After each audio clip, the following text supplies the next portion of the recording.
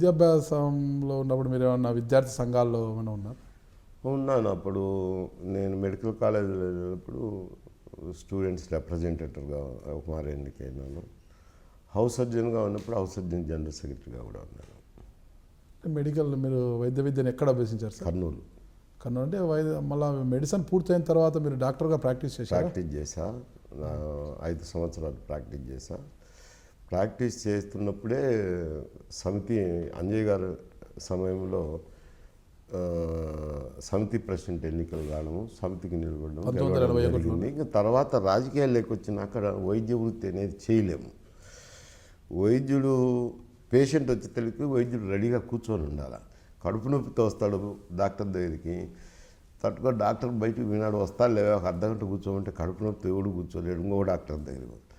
అదే అడ్వకేట్ అయితే వారు రేపు వాయిదా తీసుకోయా, ఆయన హైదరాబాద్ వినాడు పని ఉంది, రేపు వాయిదా తీసుకుంటాం పో అంటే పోతుంటాడు క్లయింట్. అది తేడా. అది వైద్య వృత్తికి న్యాయవాద వృత్తికి తేడా.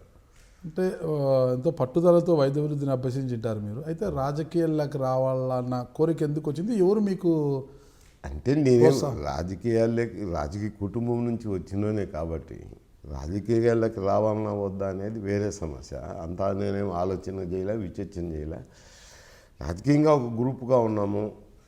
ఒక మారు 77 ఎన్నికల్లో అనుకుంటా మా మేనమామ గారు నిలబడినారు. నిర్జీ సుబ్బారెడ్డి గారు? కాదు, ఊట్కూరు రామరెడ్డి అని ఆయన మా మేనమామ. ఆయన శాసనసభకు నిలబడినారు. అదే గ్రూప్లో ఉన్న వ్యక్తి ఇండిపెండెంట్గా శివారెడ్డి గారు అని నిలబడినారు. ఆ గ్రూపే రెండుగా చీలిపోవటము, మాకు బంధువు కాబట్టి మేనమామ కాబట్టి మేము ఆయనకు జనతా పార్టీకి చేయడం జరిగింది. దాంతో ఆ విభేదాలు వచ్చి ఆ గ్రూపుకు వెంటనే సమితి ఎన్నికలు అంటే మరా తర్వాత ఒక ఎన్నిక జరిగింది అనుకోండి, అది గొప్ప విశేషమైన ఎన్నిక. మూర్తి గారని మళ్ళీ జనతా ప్రభుత్వం కూలిపోయి మళ్ళీ మధ్యంతర ఎన్నికలు వచ్చినాయి. 78 అనుకుంటా. ఆ 78 ఎన్నికలు వచ్చినప్పుడు కందులవల్లి రెడ్డి గారు కాంగ్రెస్ పార్టీ తరఫున నిలబడుతున్నారు. తర్వాత వారికి వ్యతిరేకంగా నిలబడాలని చెప్పి మన బసిరెడ్డి గారి కుమారుడు రఘునాథ్ రెడ్డి గారు లోక్దల్కు నిలబడాలని, తర్వాత మూర్తి అని ఒక ఆయన కాపు నాయకుడు, ఆయన జనతా పార్టీకి నిలబడాలని తిరుగుతున్నారు. ఈ మధ్యలో ఏమైంది అంటే విభేదించి పక్కకు పోయినాం కాబట్టి అది ఒక గ్రూప్గా ఉండదు.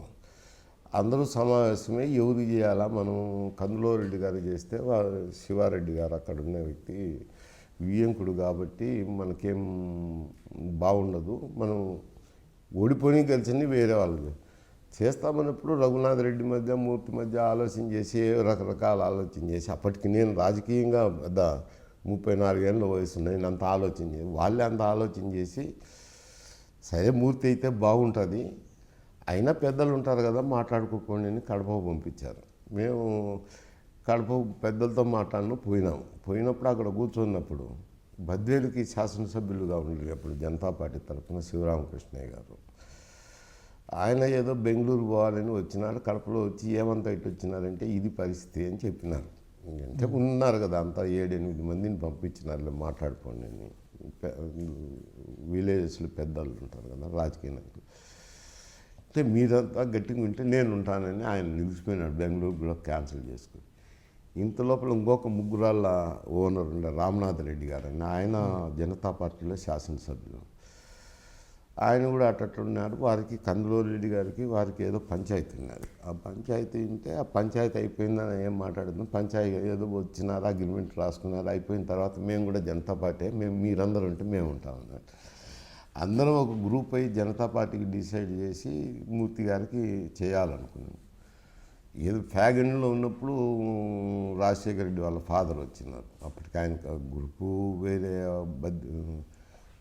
కోడూరు ఎమ్మెల్యే, లక్కిరెడ్డిపల్లి ఎమ్మెల్యే ఉన్నారు, ఆ పార్లమెంటుకు సంబంధించిన వ్యక్తులు ఉన్నారు.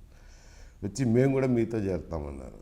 మీతో చేరుతామంటే ఏడబ్బా నువ్వు ఇప్పుడేమో చెప్తావు జనతా పార్టీ మళ్ళీ పులివెందులు ఎక్కడ చేస్తావో తెలియదు, వద్దులే ఎందుకు ఇదంతా ఇబ్బంది అంటే లేదు ఉంటామని అంటే మీ కుమారుడు చెప్తే మేము నమ్ముతామనండి. ఇది అంతా వాళ్ళ ముగ్గురాళ్ళ గనుల మధ్య జరిగిన మేము అందులో నిమిత్త మాత్రం శివరామకృష్ణ కానీ నేను కానీ మేమంతా నిమిత్త మాత్రం.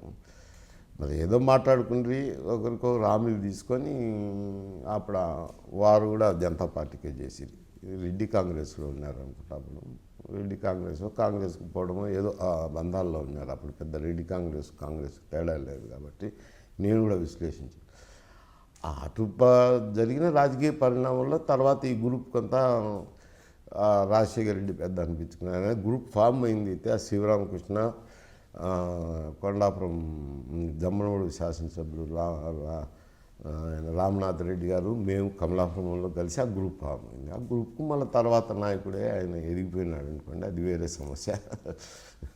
రాజకీయ వారసత్వం మీకు మీ తండ్రి గారి నుంచి మీ మేనమామ గారి నుంచి వచ్చిన వచ్చిందంట. తర్వాత సమితి ఎలక్షన్లు వచ్చినాయి. సమితి ఎలక్షన్లో ఆ గ్రూప్ అట్నే చేసినప్పుడు సమితి ఎలక్షన్లో గెలిచాను. ఇక్కడ మీకు రాజకీయ వారసత్వం మీ మేనమామ గారి నుంచి వచ్చిందంటారా మీ తండ్రి గారి నుంచి అంటారా? అంటే మా ఇంకొక మేనమామ ఉండేవారు. ఒకరేమో తల్లి తరపున బంధువు, ఇంకొకరేమో మా నాయన చెల్లెల్ని చేసుకున్నారు. కాబట్టి ఈయన నిలబడినాడు. అప్పటికి ఒక మారు పార్లమెంట్ సభ్యుడు అయినారు, మళ్ళా నిలబడినాడులేండి జనతా అంటే పార్టీ. మీ నాన్న తరపున బంధువు, మీ అమ్మ తరపున? మా నాన్న తరపున మా నాన్న చెల్లెల్ని ఆయన చేసుకున్నారు. అట్లా ఆయన మేనమామ అవుతారు. ఈయన స్థానికంగా ఉండే ఆయన అన్నగారు, అట్లా మేనమామ అవుతారు. కానీ రాజకీయంగా కొంచెం స్థానబలి ఉన్నది మా అన్నకు. అంటే నిర్జీ సుబ్బారెడ్డి గారు మీ మేనమామ గారు. నిర్జీ సుబ్బారెడ్డి. అంటే చిన్నతనంలో మీరు ఆర్థికంగా మామూలుగా సాదాసీదా ఫ్యామిలీ ఉంటే నిర్జీ సుబ్బారెడ్డి గారి ఆస్తులకు వారసులుగా వెళ్ళిన తర్వాత మీకు కలిసి వచ్చింది అంటారు? అది సమాన కుటుంబాలే.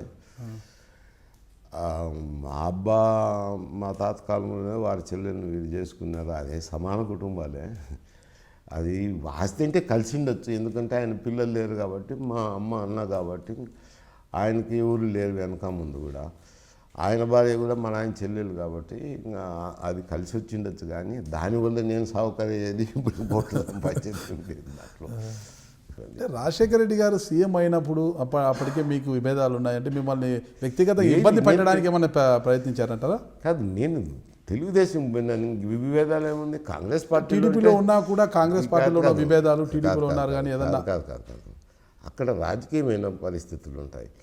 ఇక్కడ ఒకటే పార్టీలో ఉన్నప్పుడు ఈ విభేదాలు, డిసిడెంట్లు, మినిస్టర్ లిస్టు అనేది ఉంటుంది. కానీ ఒక రాజకీయ పార్టీ, అది తెలుగుదేశం అయిపోయి ఇది కాంగ్రెస్ పార్టీ. తెలుగుదేశంలో ఉన్న కూడా ప్రత్యర్థిని రాజకీయంగా అనగలకాలంటే మీరు గుర్తుంచుకోలేదు. ఎవరు ముఖ్యమంత్రి ఉంటేనో